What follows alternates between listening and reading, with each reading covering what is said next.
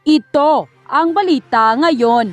Viral ngayon sa mundo ng social media ang di umano'y balitang sa naging pagdinig ng mga senador patungkol sa isang kasambahay na si LV Vergara na minaltrato ng kanyang amo. Naisalaysay nito na may isang babaeng pulis na dumuro di umano sa kanya at tinaasan pa siya ng boses. Kaya Senator Raffy Tulfo hindi na nakapagpigil pa at binanatan ang babaeng pulis na si Sergeant Lisa Palabay. Lisa, tama. Sabi rito, dinuro niya ako, tinaasan pa niya ako ng boses.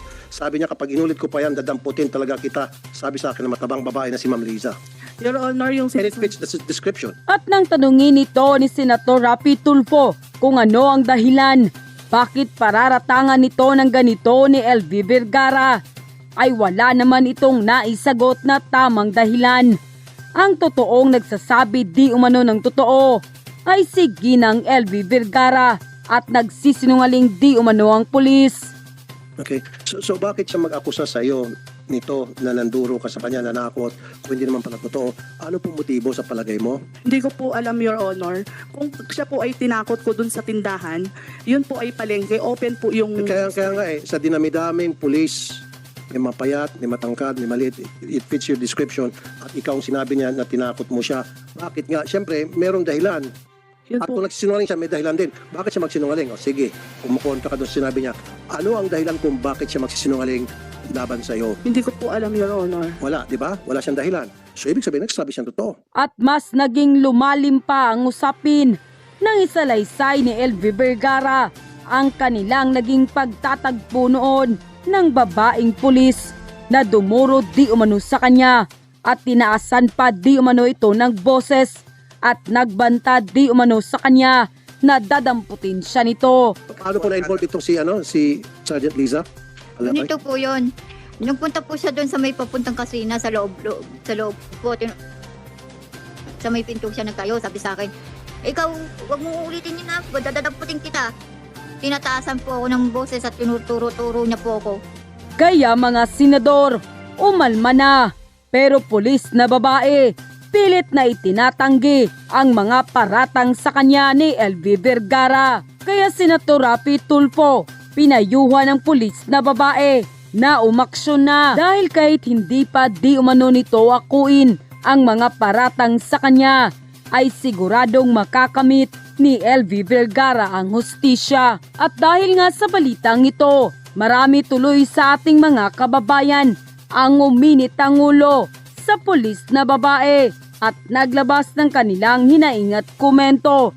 At marami rin sa ating mga kababayan ang nananawagan kay Pangulong Bongbong Marcos na sana ay tulungan na nito si LV Vergara at nang mapabilis ang pagkamit niya ng hustisya.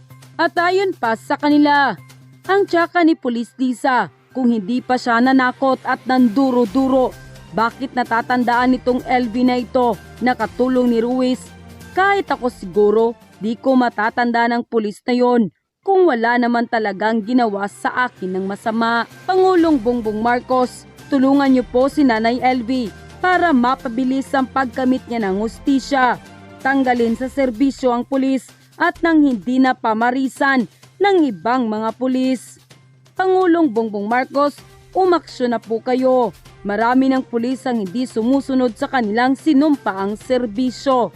Imbis na ipagtanggol ang mga naapi, sila pa ang gumagawa ng masama. Akala ko mga lalaking pulis lang ang mga sinungaling. Ipati na rin pala ang mga babaeng pulis. Isinungaling na rin. Dapat hindi lang relieve. Dapat tanggalin sa serbisyo. Hindi siya karapat dapat na magpulis. Yung pulis po baka gawa ng masama si LV. Ilaban mo yan, Miss LV. Dapat masibak sila sa pwesto. Hindi sila nararapat sa pwesto nila. End quote. Bakit ka kinasuhan? Kasi siguro matatanong din natin si Chief of Police. Ito ba ay nakarating sa Mamburao Police Station? Nakialam ba si Ma'am Lisa? Bakit nakasuhan? Tama yung tanong ni Senator Tulfo. You can answer, Ma'am Lisa.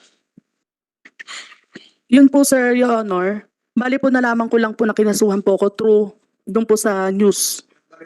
Kinampihan kayo? May kamag-anak nyo daw yung Ruiz? Ganun ba? Hindi ko po kamag-anak si Mr. And Jerry Ruiz and Mrs. Franz Ruiz, Your Honor. Ano nyo po? Kumare? Hindi rin, sir. Teka, pero bakit ka kinasuhan? Hindi mo alam kung bakit ka kinasuhan. Siyempre, nakalagay doon sa complaint sheet kung bakit ka kinasuhan. Yun nga po, sir, yung nakita ko sa news at nabasa po nung una sa social media na allegedly police officer Lisa, walang buong pangalan ko po, Your Honor. Ma'am Lisa, tama? Yes. Sabi rito, dinuduro niya ako, tinaasan pa niya ako ng boses. Sabi niya, kapag inulit ko pa yan, dadamputin talaga kita. Sabi sa akin ng matabang babae na si Ma'am Lisa. Your Honor, yung And it fits the description. Your Honor, hindi ko po siya nakakausap. Bali, nakita ko lang po si LB noong before pandemic po na nag-conduct po kami ng mobile patrolling. Sakto po yung sa tindahan po ni Mr. Ruiz ay may gasolinahan po, Your Honor. Noong napagasolina po kami ng mobile, bumaba po ako ng mobile para bumili po ng prutas.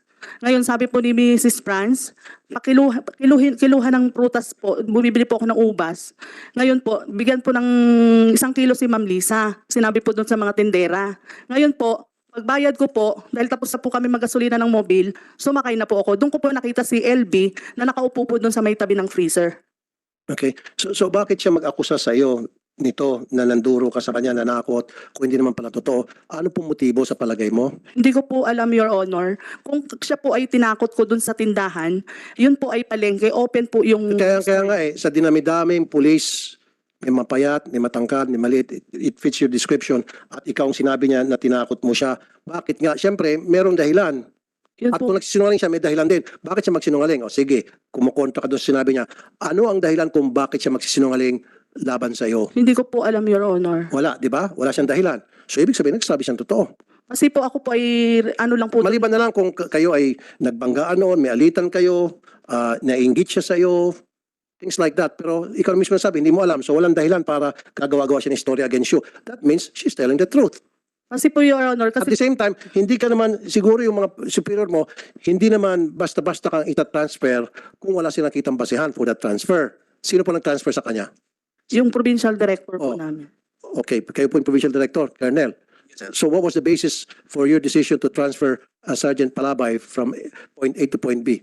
So she was transferred, sir, para magkakanda kami ng investigation para hindi niya mahamper yung investigation doon sa Mamburao, sir. Pero meron kayong paniwala. Kaya nga, meron probable cause sa tingin ninyo na talagang nagsasabing totoo si Ma'am LB kaya transfer nyo. Kasi kung wala ka nakita probable cause na talagang nagsasabing totoo si Ma'am LB, pwedeng steady muna siya, status quo doon sa kanyang situation, right? Pwede yan, sir, pero sa akin kasi, sir, para maging partial yung investigation doon, ililipat ko muna, sir, dito sa Occidental Mindoro PPO. Exactly, because you believe in her accusation. Because if you don't believe in her accusation, regardless, steady muna siya kasi gumagawa ko lang istorya, tama? Pwede rin yun, sir. Kailangan ang kuhan ko nga, sir, isililipat ko lang muna sa PPO para magkanda. Okay, yes, nilipat. Ngayon may nasampa ng kaso, nasa korte na ata, tama? Wala pa po akong nare-receive, Your Honor, na subpoena to answer the allegation Colonel. of LB. May kaso naman sa korte? Wala pa pong nakarating sa amin, sir. Sa piskal? Di ba nasa piskal na raw eh? Hindi ka ba nakatanggap sa pina from the As fiscal? of today, Your Honor, wala pa po ako nare-receive na subpoena para po sagutin yung allegation Sabay po. bilis-bilisan mo, tinuturuan na kita rito dahil kapag hindi mo nasagot yung sa piskal, baka mawaran ka. Wala pa po ako nare-receive. Well, kaya nga, puntahan mo ng piskal. Ito, tinutulungan na kita. Dahil kung nakapagpadala sa ng sapina, baka mamaya sa maling address na ipadala, hindi ka na nagkaroon ng pagkakataon para sumagot, baka bigla ka mawarat, mahuli ka na lang. Nagets mo? Yes, Your Then you have Honor. to contact the fiscal's office. Yes, Your Honor. Okay. So, last na question na lamang. Senator Tulfo, I think Attorney For the record, Mr. Chairman, Senator Tolpo, the one who charged by LB is only named Lisa. He did not know the identity, the whole name, and everything.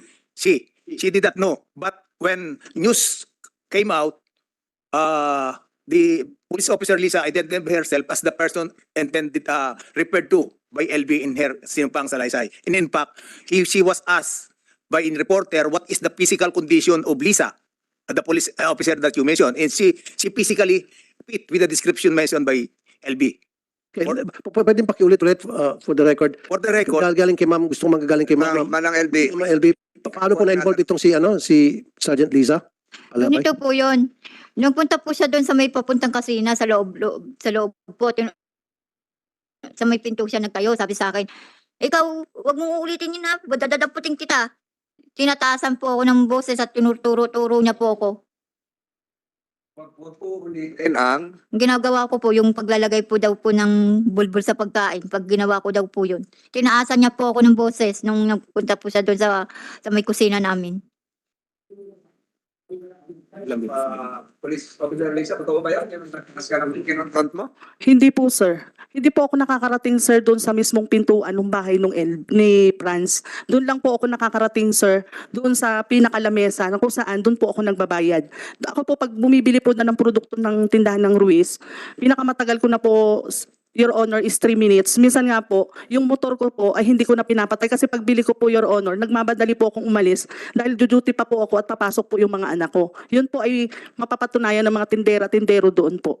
Kasi ang namimit ko lang po doon sa palengke, doon sa tindahan ng Ruiz, yung mga tindera at tindero lang po ni Mr. Ruiz. Pero si LB po, hindi ko po siya nakikita kasi nga siya po ay kasambahay, nasa likod lang po siya. So ano tingin mo rason bakit siya gagawa ng istorya? Yun nga po, Your Honor, hindi ko po alam. Posible naman magsinungaling ito at gumawa ng istorya laban sa'yo. Ano Kasi- makukuha niya? Kasi po sa Mamburo Occidental Mindoro, Your Honor, kilala po ako doon na police po. 21 years na po akong assign. Ngayon po, Regardless, Mm. that's irrelevant. hindi Ngayon, ko po malaman ang dahilan, Your Honor. Aling LV, maiba naman. Paano kayo nakapunta sa Batangas? Yun nga po, nung sabi po nung amo kong babae, LB, ayusin mo ang gamit mo at ihatid muna kita sa Paano kayo, ano sinakay nyo? Balita ko sumakay raw kayo sa truck ng sibuyas, totoo ba yun? Opo, totoo po yun. Sino nagsakay sa inyo sa truck ng sibuyas? Yung pong amo kong babae, pinasakay po ako doon. Ikaw lang mag-isa? May kasama po ako, dalawang lalaki. Boy, Bakit sa truck kayo ng sibuyas sinakay? wala daw po akong ticket kasi parang libre, para daw po libre po ako. Tapos nag-roro. Tapos sinakay sa Roro, yung truck ng sibuyas. Opo, Para wala ng pamasahe. Pamasahe na lang ng truck. Ang Opo. Ganun ba? Sakay siya sa truck ng sibuyas na walang bayad yung pasero? Doon lang sa loob ng truck? The truck, Mr. Senator, the truck will be loaded at the Roro Yes. itself. Then in going to Batangas, Yes. so if you So kung may... lilinisin na lang yan mamaya. Sige, huwag nyo na yan. Okay. kasi there are certain passengers which are not free if they are with So, vehicle. ibig sabihin, pag sinakay yung truck doon sa Roro at may kasama tao, yung tao libre na sa pamasahe? It is possible, I believe 3 persons are free if you are on Okay. the truck loading the vessel. So, ilan kayo sumakay, Aling LV, sa truck ng sibuyas? Kasama, para pong 5 po kami. Kasi 5? po yung driver. Di ba sikip kayo ron dahil parang sibuyas yung katabi ninyo dyan? Opo, puro sibuyas po. Gaano katagal yung biyahe? Mga para pong 3. 3 oras. Opo, Dusa. So, nagdusa kayo ron? opo. Wag daw po bumaba. Lumipat sa kabilang room. Ako rin. Ito lang suggestion ko, maganda yung kasambahay bill natin, pero I think we have to revisit that. Meron ako isasuggest, ipapile bilang amendment. Siguro higpitan natin yung parusa, taasan natin yung parusa laban doon sa mga amo mapang api. And siguro lagyan natin doon na tama kayo may monitoring. Dapat merong hotline yung each barangay na pwedeng tawagan ng isang kambay in distress. And kapag mawag isang kasambahay, dapat yung numero na madali may memorize, siguro 3 or 4 numbers. Okay. Pupunta agad yung social worker, kasama yung tanod and kasama yung PNP para i-check kung totoo nga yung sumbong. At kapag na-verify yan, agad-agad damputin si amo at kasuhan. Only That's, then, proteksyonan natin yung ating mga pobreng kasambahay na palagi nasasaktan. Kasi time and time again, nakakatanggap ako ng ganitong klaseng reklamo, napapabayaan, nagmumukha silang kawawa. Ang pinakamasaklap pa nito, in my experience, palagi silang binibintangan na nagnakaw. Kapag naipit na yung amo, nabugbog na si kasambahay, ang gagawin ni amo, paplantahan ng mga pera, relo, kung ano-ano pang mga alahas, si kasambahay sabi nagnakaw.